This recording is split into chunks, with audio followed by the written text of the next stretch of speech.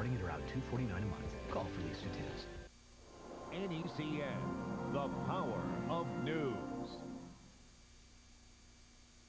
You're watching New England's own 24-hour news channel.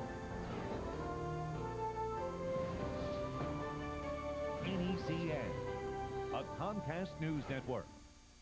Now, New England's only 8 p.m. newscast. This is the Chet Curtis Report.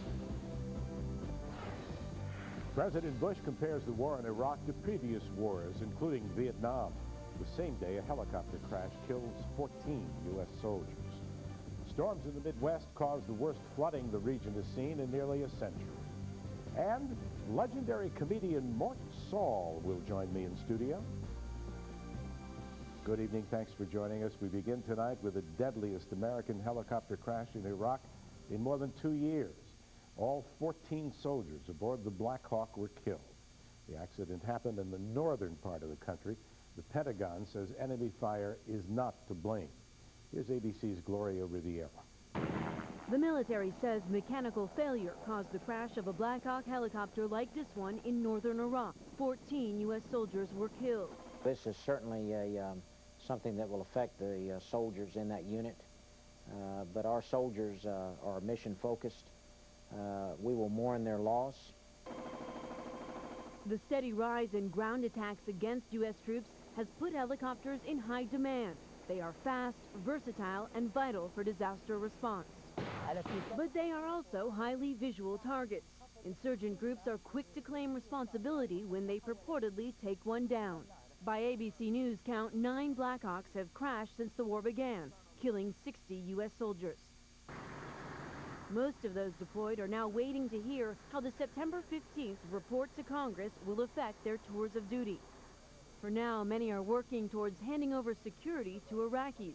Nearly 1,000 local Iraqis have volunteered to help, but not all have been fully trained or are armed. Many are split into Sunni and Shiite divides. So they will become a police really to patrol and protect their local communities. And they will, in fact, in the long term, be the long-term security in these areas and will allow us to reduce our presence over time. When and if that happens, there is concern these local groups will develop into militias, and even more violence will follow. Gloria Riviera, ABC News. President Bush today used his speech to veterans in Missouri to compare the wars in Iraq and Afghanistan to previous American wars, including Vietnam. He also tried to make it clear he has not given up on Iraqi Prime Minister Nouri al-Maliki. Here's ABC's Maya Kalicki. In the past, the Bush administration has avoided comparisons between Iraq and Vietnam. But today, the president pointed to Vietnam as a warning about what could happen in Iraq if U.S. troops pull out. The price of America's withdrawal was paid by millions of innocent citizens whose agonies would add to our vocabulary new terms like boat people, re-education camps, and killing fields. Democrats have long compared Iraq to Vietnam, calling both wars military quagmires that have cost too many American lives. One military expert says neither argument is likely to sway the public. I just don't believe, frankly, that the American people are going to go and find this kind of historical argument relevant, whether it comes from the president or the people who oppose the Iraq war. The White House is under pressure to show some progress in Iraq. A report is due to Congress in September evaluating the troop surge the president ordered earlier this year. President Bush seemed to hint yesterday that the White House is running out of patience with Iraqi Prime Minister Nouri al-Maliki. But today he reinforced his support for Iraq's leader. Prime Minister Maliki's a good guy, good man, with a difficult job, and I support him. Prime Minister Maliki didn't let President Bush's statement yesterday slide. He said that Iraq will pay no attention and that his country can find friends elsewhere. In Washington, Maya Kalicki, ABC News. Well, Hurricane Dean is now Tropical Storm Dean. The downgrade came a few hours after the storm made landfall in Mexico for the second time in as many days. It came ashore earlier in the day with winds up to 100 miles an hour. So far, there have been no reported deaths from Dean in Mexico. In the Caribbean, the storm claimed the lives of at least 20 people. In the Midwest, at least 22 people have been killed in storms and massive flooding. The worst appear to be in Ohio, where the governor has declared states of emergency in 9 counties. ABC's Jeremy Hubbard reports. This main street in Findlay, Ohio is submerged in water, cluttered with boats, sunken vehicles, and curiosity seekers. It just kept rising and rising. We have about 8 feet of water in our basement currently. Across the Midwest and Plains, from side streets to city parks to backyards, high water continues to put people on high alert. It's quite sad. So many people have lost everything. They were forced to leave their homes without getting any of their possessions out. The passengers inside this van had to be rescued from its roof early this morning in Findlay, Ohio. Across town, even the threat of being arrested didn't stop drivers like this one from darting through the high water. Others had to be towed by big trucks that, despite their size, could still barely slog through the flooded roads. Rescuers used a city maintenance truck to evacuate a nearby hotel and take people to nearby shelters. We're going to end up probably between 150 to 175 people tonight. In parts of Ohio, nearly 9 inches of rain has fallen since Monday. In Crawford County, at least 200 people are still out of their homes. The whole downstairs is completely gone, I guess. Carpet, furniture, everything. The death toll from 2 recent storms, one across the upper Midwest, the other across Oklahoma and Texas, has reached 22. More than a half dozen states are mopping up. In many places, it's not done raining yet, and emergency workers warn the death toll could still rise. Jeremy Hubbard, ABC News. Let's get a look at the weather closer to home now. Some warmer weather is headed our way. Meteorologist Tim Kelly is in the Weather Center. Hi, Chet. We're going to talk about our weekend. We're going to talk about the Midwest, and we're going to start with the tropics. Here's the view of Dean with the enhanced infrared satellite imagery. That's 24 hours ago across the Bay of Campeche, and it goes in just north of Veracruz City. Coming across Mexico City is a major rainstorm, though it did ramp up to 100 miles per hour when it came ashore. It now is a wind of 70 miles per hour. It's rapidly disintegrating over the mountains where it rings out the rainfall. More than a foot of rain tonight near Mexico City. Landslides are likely in central Mexico. Meanwhile, watch the rain come out of Ohio and then just sort of evaporate. Comes across the ridge in New England. New thunderstorms are developing right near Findlay tonight, and those will sort of evaporate but bring clouds into New England tomorrow. Outside tonight with a mostly clear sky. In eastern Maine, we'll still get down to 45 to 50, but it's less cold tonight. Many spots 50s to near 60. There's a warm front coming at us, and with that warm front, fog is possible in the Hudson River Valley. Tomorrow, we're going to have breaks of sunshine, and it's going to be mostly gray. On Friday, it's going to be warm and humid. We're going to go to the 80s on Friday, but the 90s are off to our west. That's what's going to come in on Saturday. And also, some thunderstorms will get close to the Canadian border area of New England. So here's our 5-day. Mostly cloudy and dry tonight, low in the 50s.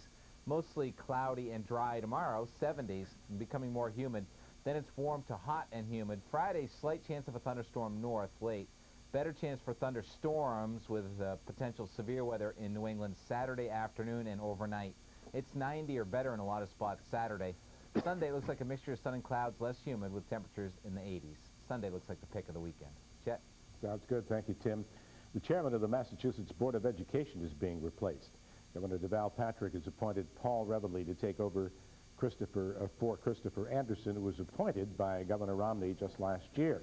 Reveley is currently a lecturer at Harvard University's Graduate School of Education, serves as president of the nonprofit Rennie Center for Education and Research Policy. Anderson is expected to remain on the board. In Vermont, it has been a rough few years for dairy farmers. Milk prices low, operating costs high. Some were even forced out of business. But this year, and especially this summer, there's some renewed hope.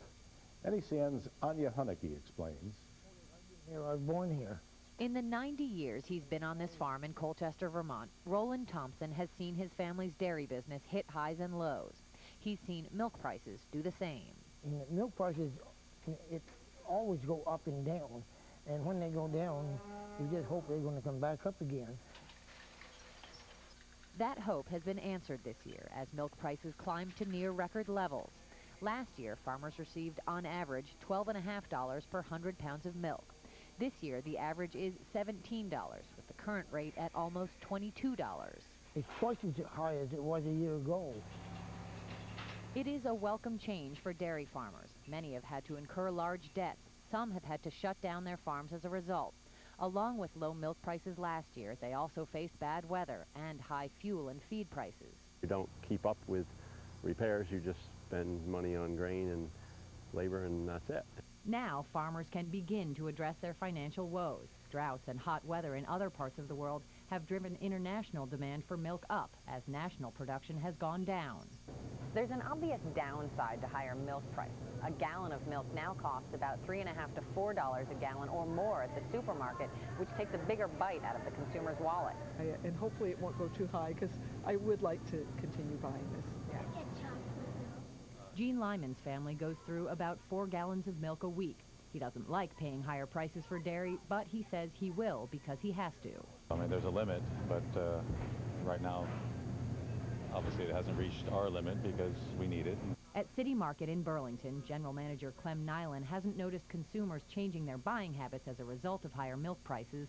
I don't think it's had any effect on our sales up to this point, but there is an awareness. Just like the gas pumps, what can you do about it? It costs more, we still want it, we're going to get it. Nyland believes many customers will reluctantly pay a little more, in part to help dairy farmers. Farmers like the Thompsons, who say it will take a while before they recoup what they lost in recent years. They are remaining hopeful, though.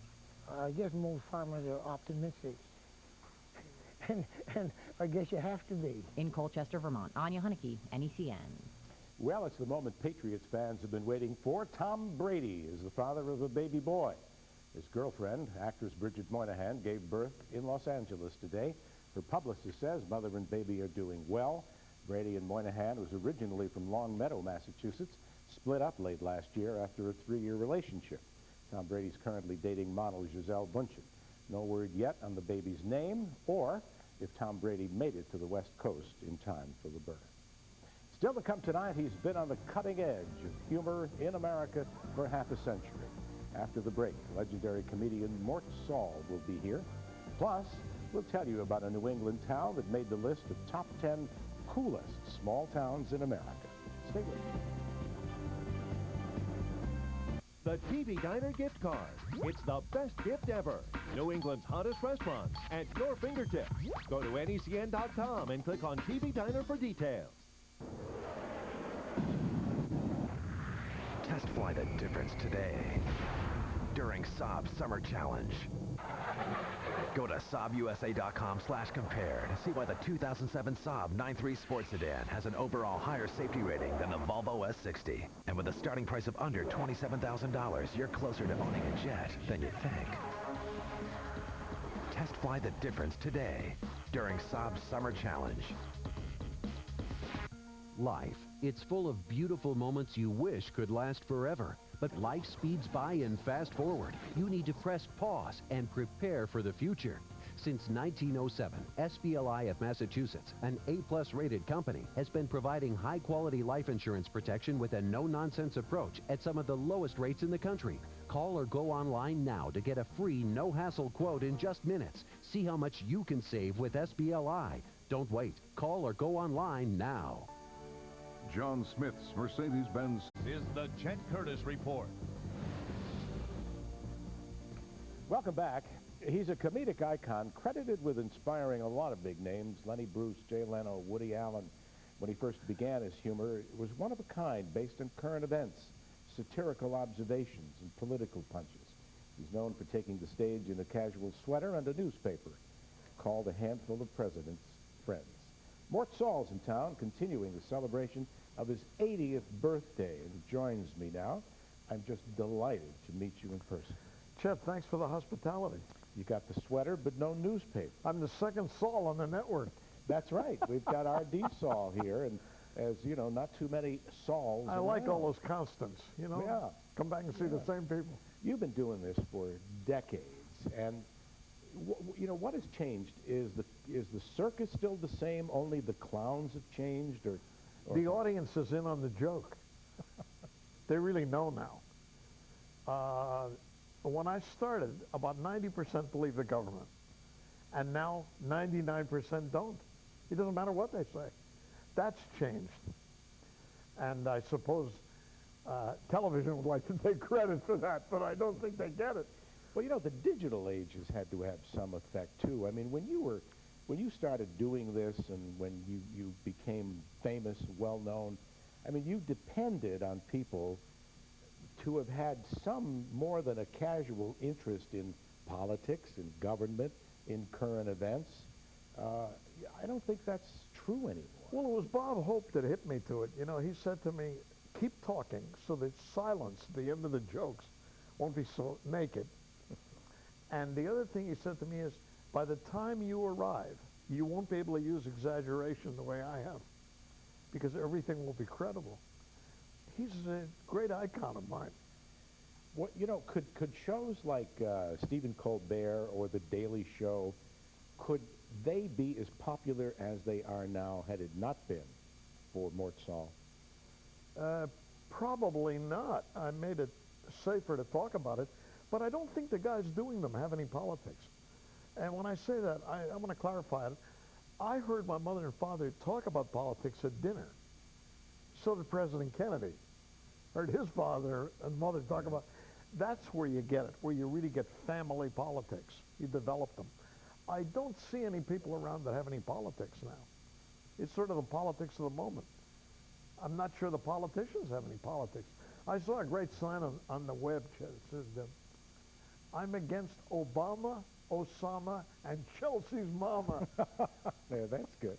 That's good. What do you think of the current crop of candidates in both parties? Anybody stand out in your mind? Yeah.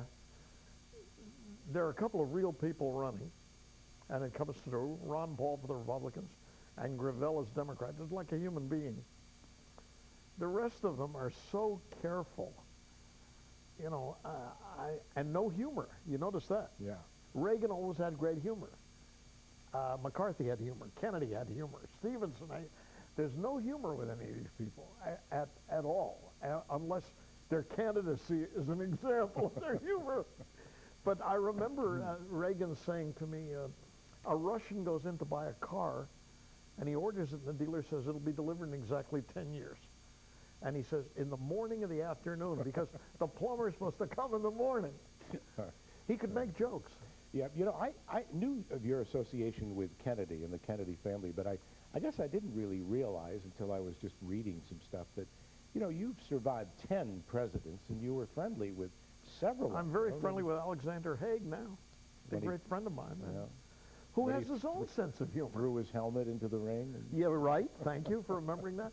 He also said to me when he visited Russia recently on business that democracy succeeded. He said, everybody's driving BMWs and the guys wear Armani suits. And they drink American liquor. He said, why, hell, I might as well have been in Beverly Hills, except, of course, there were no communists. So he's got his own slant. God, you know, you recorded the first comedy album, and you were the first non-vocalist to win a Grammy. You know, I miss comedy albums. I had several of them, including some of yours. And why isn't that happening now? I hung around with jazz musicians a lot. In fact, that's how I first came to this town. I worked at the old Storyville. Oh, sure. Yeah, I know you're no stranger to Dave Brubeck Boston. and Paul Desmond. And the guys that recorded them decided to record me, and that led to Shelley Berman and Jonathan Winter's recording. Very successfully. Much more successfully than me, I might add. Is comedy, is it fun anymore for you? Oh, yeah. There's nothing like an audience. My cohorts don't like it. They find it lonely. The hotels and the traveling, they'd rather have something steady where they can play golf and be in Hollywood and be on a show. But the audience is like a dialogue. You get very lonely without an audience. They'll really tell you what it's about, what the country is really about. And I've never found a way to do it without an audience. You also have this phenomenal talent to make it up as you go along, depending on what the audience is doing and what sort of reaction. Thanks to the New York Times. They supply a lot of material? They're the only paper left, with all apologies to the localites. They're the only paper left. What keeps you going? You've been around a long time. You just celebrated, it's no secret, had a big 80th birthday party, you know. It's time to sit back, relax, kick up your feet. Well, I don't think I developed any skills about living. I think the work was always the thing. I miss the optimism of the way the country was. That I miss a lot. Kennedy's time. Yeah. Mort, I wish we had more time. It's a kick to see you here and to talk to you. And I know you're in town. We'll be here for 4 days. If you'd like to see Mort Saul in person, he'll take the stage at Jimmy Tingle's Off-Broadway Theater in Somerville all weekend long. If you want more information, you can call 617-591-1616 or go to www.jimmytingle.com. Thanks, Mort Saul. Thanks for the help, Jeff. Great to be here. We'll be right back. The American Red Cross is asking you to give the gift of life. Give blood. For more information, call 1-800-GIVE-LIFE. That's 1-800-448-3543.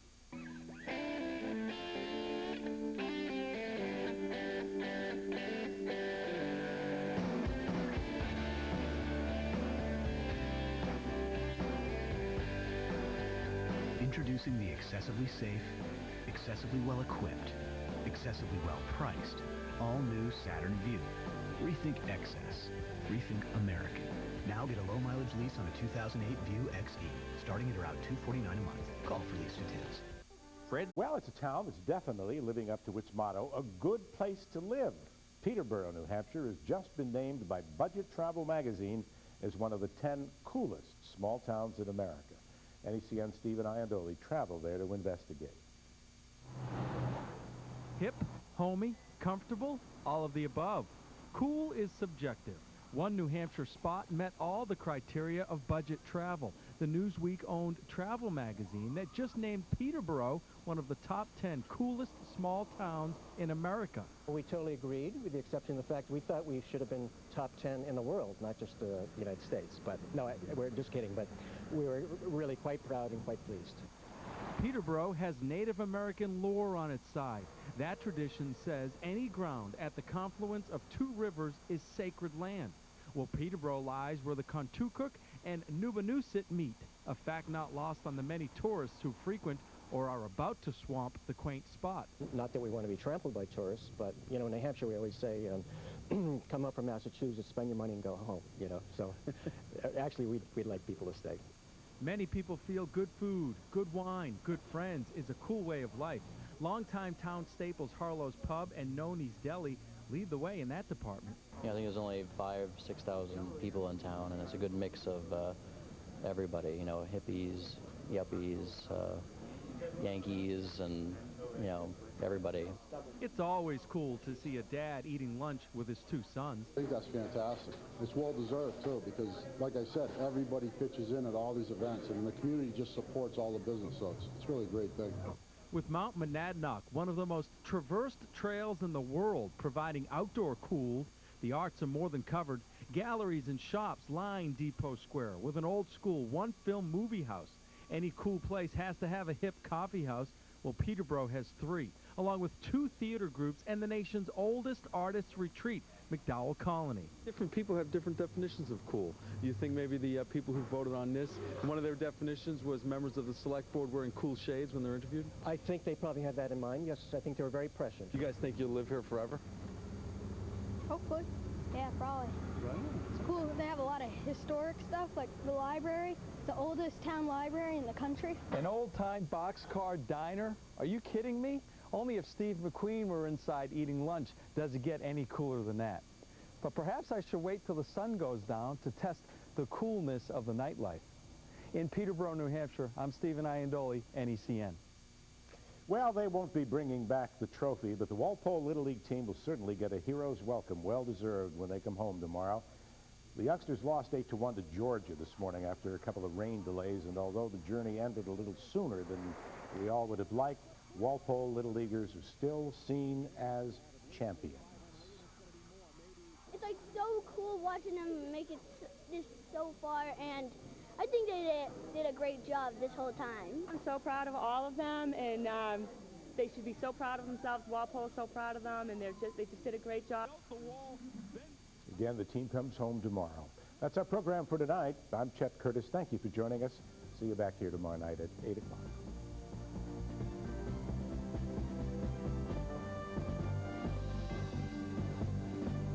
This Week in Business with Mike Nikitas, Paul Guzzi, and Steve Bailey on the Business Beat. Sundays at 12:30. Sponsored by AIG and Blue Cross Blue Shield. The President and Congress still at odds on the war in Iraq. Good evening. This is the news at 9.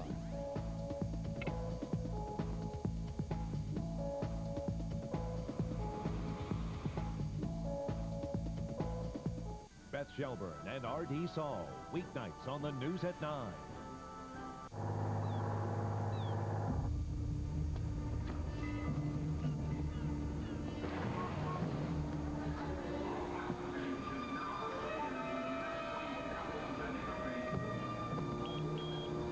Carl, check that one.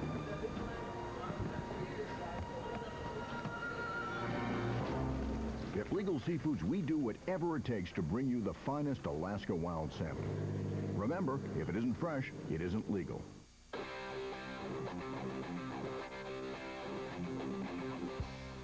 Boston sports is rich in winning traditions, and there's another winning tradition over in Watertown. Easton Clothing has been making and selling their own suits for over 3 generations, and man, do they know their business. Experience, family tradition, great clothing. You get it all at Easton Clothing in Watertown. When you need a good suit, join the winning tradition of Easton Clothing in Watertown. And when you get there, tell them the Rem Dog sent you. What's your reason for calling Empire today for your new windows? Quality brand name products? Our triple pane windows feature self-cleaning glass and a lifetime limited glass breakage warranty. Immediate installation? You can trust Empire today for professional installation in just 2 weeks. On a budget? Save with warehouse direct prices, plus no payments till 2009. So get new windows for all the right reasons. Call Empire today. 800-588-2300 Empire. Today. John Smith's Mercedes-Benz Center in Haverhill, Massachusetts is... Conserve energy. Save money. Save the environment. Get the know-how by going to... The recovery continues. The Dow up 145 points on the day. The Nasdaq climbs 31. Today is Wednesday, August 22nd. Now, from Wall Street to State Street, the final word on today's numbers and all the day's business news. This is New England Business Day on NECN.